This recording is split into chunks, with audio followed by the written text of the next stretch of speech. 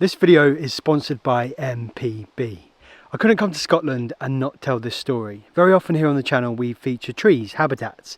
I like to make videos about plants and ecosystems because, well, while they are important to almost everything living around them, they also don't move and they're pretty easy to film. But there is one such creature which does walk about and is actually incredibly elusive and rare. But while on my trip to Scotland, I just had to have a crack at finding it and at least telling this story, because this animal has had a really hard time in recent years, so much so that it's been declared functionally extinct. There has been some really good work in recent years to try and get this animal back on its feet and really thriving in the Scottish landscape once again. It's an animal which has certainly captured my curiosity and many others, the Scottish wildcat. When I say that the Scottish wildcat is rare, it really is. It's one of the UK's rarest mammals. I'm here in the Cairngorms where there's been a concerted effort to try and bring this animal back from the brink of extinction. The guys from Saving Wildcats, these are the guys which are spearheading work now to try and get them back. They were too busy to talk with me, so I'm going to try and tell this story as best as I can. Hopefully my musty aroma, which I've been building up on my Scotland trip here, should attract some of the cats towards me, or it might just scare them away altogether. Now, even if we do find one, we're going to need the proper equipment to prove that we found it so I can show you. That's why I need to mention MPB, who jumped on my request to send me this bad boy. This is the Sony 200-600. And we're going to be able to capture a wildcat with this thing. Not literally capture a wildcat. I'm pretty sure like a little kitten might fit inside of it. Now when it comes to acquiring new camera equipment, I only use MPB because they exclusively deal in used camera kit. Now you have no worries buying used camera kit off them because every single item, they accurately photograph it and describe its condition, so you know exactly what you're getting. Whether if it's SD cards, batteries, lenses, camera bag, camera bodies, gimbals, tripods, drones, they have so much to offer, and they don't just sell as well. They also buy your used camera gear. So if you want to make a quick bit of cash or make some money to put towards a new setup, you can do that with them too. MPB have always been so fast, professional and reliable. Back when I was buying stuff off them years ago, and even now when I'm working with them, I couldn't be prouder to be working with MPB because camera gear is so integral to making, these videos and therefore telling these stories, and therefore without camera gear we can't tell these stories of nature restoration, which are just so important. But you don't have to make YouTube videos like I do. You can get out there and just capture the natural world. It is such a fun way to interact and connect with it. With this in mind, please go over to MPB and see what they can offer you. I will leave a link to them down in the description of the video and also down in the comments. Right, thank you MPB. Let's put this puppy to good use. Prob's going to need to take off the lens cap and actually connect it to the camera. Now, while it is going to be pretty unlikely that we do see one today, I am going to keep my voice down just to try and remain as inconspicuous as I can. And I also think it's pretty important that we know what they look like. Oh, and for the time being, any wildcat footage you see like this has been provided by Alex, who helped produce a brilliant documentary on wildcats back in 2017. He's an accomplished filmmaker who is now documenting his adventures over on his channel. You'll know if and when I capture wildcats on film because, well, the footage will be very shaky from excitement. Now, from afar, you would be forgiven for thinking that a wildcat was in fact a domestic cat. And while they do share some similarities, a true wildcat will have very distinct markings. Its tail will have a black tip to it and will be generally quite bushy. It will also have black rings, which are not joined together, and the body will be stripes of grey and brown markings, and the feet will not be white. Like some domestic cats have white feet, Scottish wildcats don't have that. In general, between a wildcat and like a tabby cat, the markings on a wildcat are going to be much stronger. They're not going to be as broken. They'll also be generally bigger and much stockier than domestic cats, and my personal favourite is just the face. That look in their eyes is like, I'm just pissed off.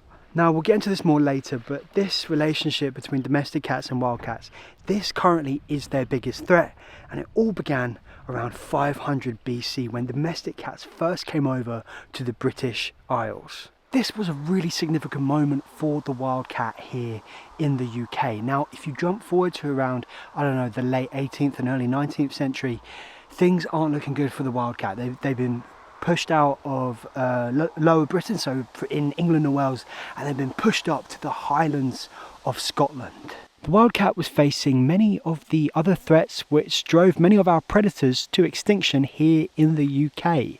Habitat loss, persecution. The thing about the wildcat is that they are pretty cunning and they were able to hold on. During and after the World Wars, Scotland became a little bit more forested. This meant that the wildcat was able to move around a little bit more freely, but this also meant that they would come into contact with both domestic and feral cats a lot more often. During the 1970s and the 1980s, this was when we started to realise that inbreeding was the biggest threat facing the wildcat. It was awarded legal protection, and really over the course of the last 40-50 years, momentum has been building to protect this species. A creature like the wildcat is really so elusive, so it's really quite hard to get a good grasp on how this species is doing in the wild. And over the last decade, we've seen some tremendous efforts to understand and to protect and to get the wildcat back out into Scotland. And these efforts saw a proper plan being made and the coming together of leading organisations and experts to begin to better understand what's going on with the wildcats through data collection and camera trapping, and really to begin to get a grasp on this key threat, which is inbreeding with domestic cats. What happened is feral domestic cats, they were trapped, they were neutered, they were vaccinated, and then they were released so they didn't pose a threat to wildcats. And captive breeding of true wildcats was also a very important part of the process at this stage. But in 2019, a report came out which found that there was no longer a viable population of wildcats in Scotland. And without captive breeding programs and releases, the species would go extinct. And so in 2020, a project was launched called Saving Wildcats.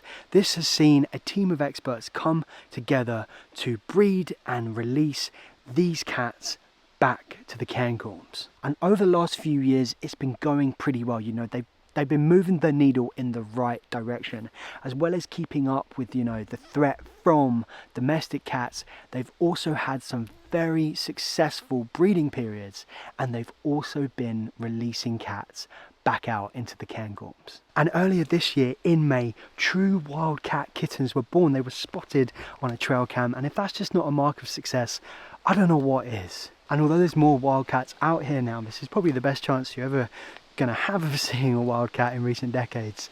I haven't come up with anything just yet.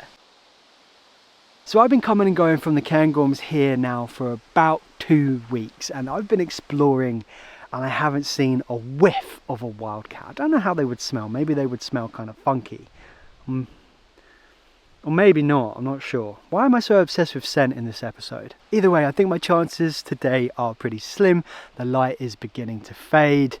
If you do want to watch someone actually discover a wildcat, go and check out Wildlife for Cookie. He has some brilliant videos where he goes off searching for both rare and also animals which you just wouldn't expect to find here in Britain. I'll leave a link to his channel in the description, and if you've enjoyed learning about the wildcats and you're interested in nature restoration, then please subscribe to Leave Curious.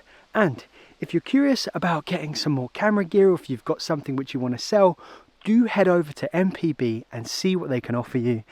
I'm going to spend just a little bit longer here exploring. If there's another clip after this, then I found the wildcat. If not, thanks for watching. Leave Curious. Oh my God, I don't believe it. It's an aspen. Yeah, look, I'm joking. It's not actually a wildcat. One thing that this little area does have is some incredible aspen stands, and it's all coming up. You know we love an aspen here at Leave Curious.